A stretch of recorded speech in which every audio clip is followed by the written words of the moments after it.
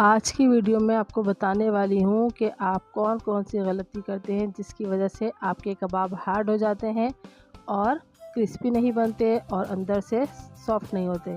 तो आज की वीडियो देखें, आपको देखकर पता चल रहा होगा कितने ये ज़बरदस्त रेशेदार कबाब बने हैं।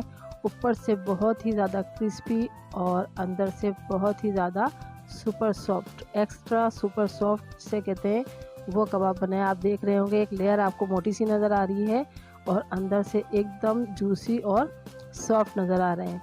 चीज़ देखकर ही पता चल जाती है कैसी बनी। तो आज की जो ये रेसिपी है आप देखेंगे तो कबाब बनाने के हवाले से जितने भी आपके मसाइल हैं, जितनी प्रॉब्लम है वो सब हल हो जाने वाली है। और बहुत ही आसान रेसिपी है और बहुत ही मज़ेदार और यमी कबाब बनते हैं कि एक बार आपने ट्राई किए तो बार बार आप इसी रेसिपी को आजमाएंगे। तो ठीक है, बनाना हम शुरू करते हैं और बनाने कैसे हैं वो आप पूरी